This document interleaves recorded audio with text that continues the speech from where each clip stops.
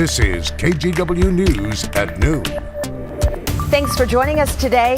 I'm Brenda Braxton. Boy, this is the peak of fire season, and today Governor Kate Brown visited the Mosier Creek fire in the Gorge and talked with people that this is impacting. There have been a number of families that have been hit by the fire. We've unfortunately lost 8 homes. One family, 4 generations living on the property. The devastation is horrendous. My heart goes out to this family and all the other families impacted by the Mosier Creek fire. Yeah, you see how much is at stake there.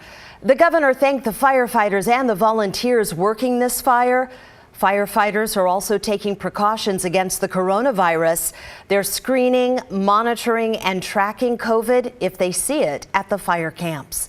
The Mosier Creek fire is now 65% contained, and it's holding steady at 985 acres.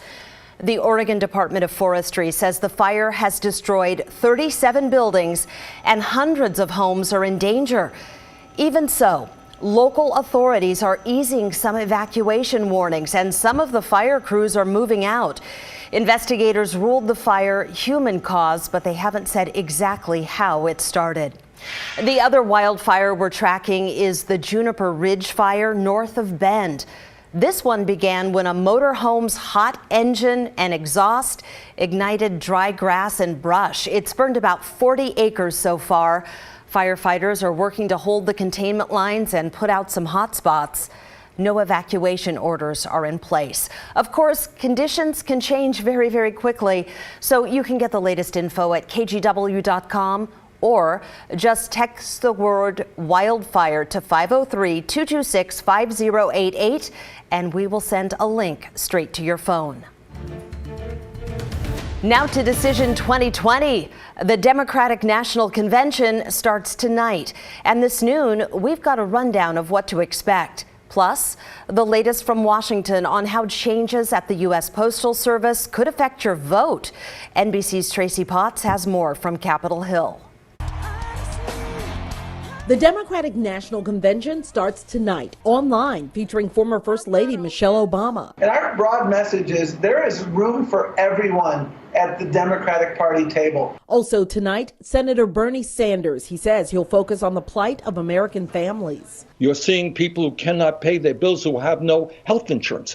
What we are looking at is an absolute horror show. On Wednesday, Senator Kamala Harris accepts the vice presidential nomination. This is going to be a knockdown dragout, and we're ready. Our new NBC News Wall Street Journal poll shows Joe Biden with a 9-point lead over President Trump.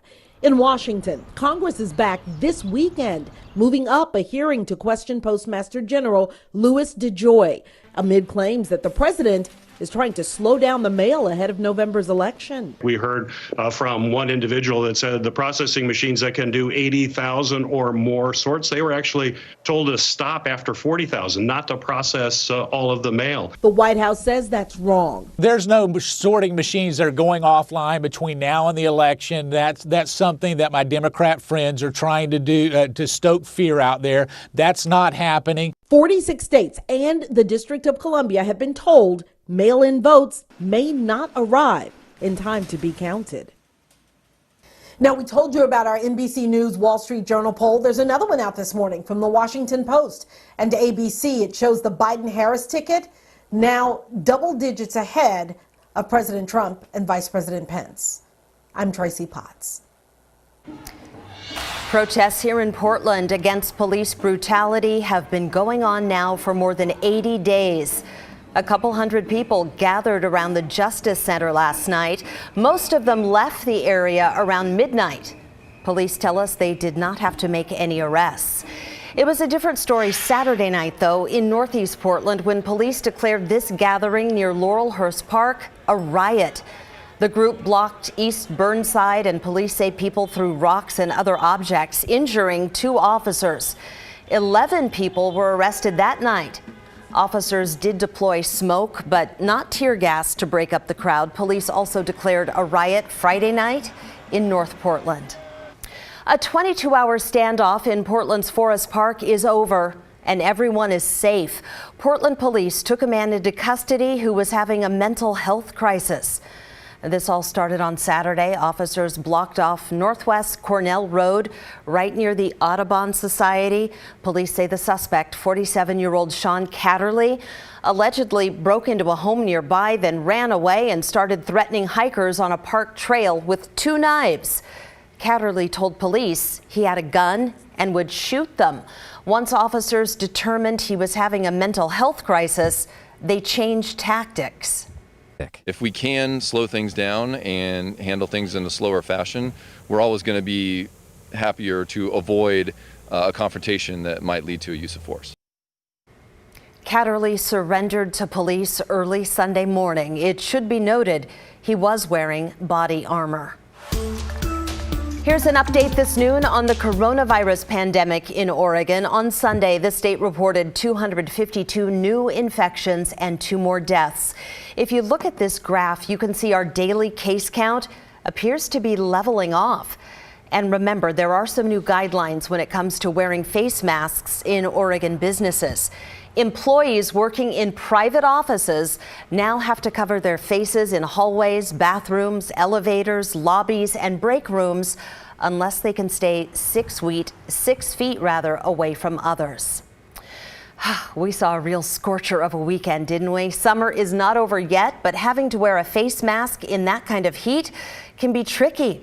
Our Tim Gordon went to see how people are faring. Nothing but sun and heat and water flowing at Salmon Street Springs, cooling off the kids. No, wait, that was last summer. This year, the water is off, and there's not much of a crowd along the waterfront. But we did find some folks like Rob and Linda Haskins to ask about their masks. Well, it's warm. We take a breather every once in a while. Others were out exercising in the afternoon heat, some maskless, but most, like this PSU student, running with the mask most of the time. I heard this is like dangerous for your lungs. So maybe like sometimes if there's like nothing around me, like there's no people around me, I take it off a little bit and then I put it back if someone is coming by or something like this. We found some just out for a stroll. These guys with no masks lined up shoulder to shoulder along the waterfront. We avoided them, but these 3 were approachable. Are you doing all right? Yeah. Oh, yeah. It's annoying, but wearing a mask is annoying, but it's also safe, so I understand. And I got some feedback to my Facebook post, including some advice to just stay inside and away from others. All right, but also one woman who has a YouTube video showing how she makes more comfortable masks. Then we hit Northwest 23rd Avenue, one of Portland's busiest shopping streets. No huge crowds here, but plenty of masks, except... No mask for the dog. No mask for the dog. He has issues trying to keep it on him. No mask for Odie, but Sean Lotman's got his on and feeling it. It's a little warm, but you know, at the same time, it's what you need to do, and you know, there are plenty of times walking around where there's not people around and you can kind of let the mask down and cool off a little bit. Strategies for mask wearing, and no complaints about the sauna effect or heat rashes. We saw most Portlanders doing what the science says is the right thing to do. Tim Gordon, KGW News. The extreme heat can be extremely difficult for the homeless. Normally, cooling shelters would be available, but they're closed right now because of the pandemic. So over the weekend, volunteers stepped up to distribute supplies to people on the street. I think sometimes it's so easy for people to like walk past them and just like ignore them, and like they're human beings. They're our neighbors. They're citizens of Portland, Oregon. She is one of the volunteers handing out essential items, including bottled water, hygiene kits, and cooling towels. Well, things are cooling down a little later this week, but Chris, today it's still pretty hot out there. Yeah, it's still pretty warm here in the valley, and it's really hot across parts of central and eastern Oregon. Brenda, let's go ahead and show you the new numbers right now, because we are well on our way, at least across the eastern part of the state, to triple-digit heat again in Pendleton.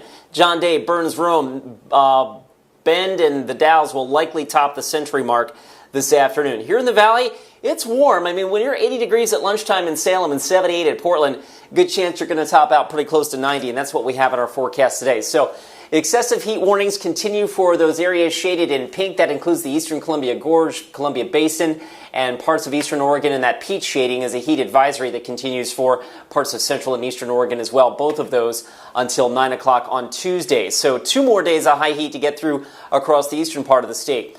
Meanwhile, in the metro area, DEQ just issuing an air quality advisory for the Portland-Vancouver metro area for elevated levels of ozone possibly through the day and into this evening. So again, good protocols there. Maybe not going out and cutting your grass. Maybe reduce your driving if you can.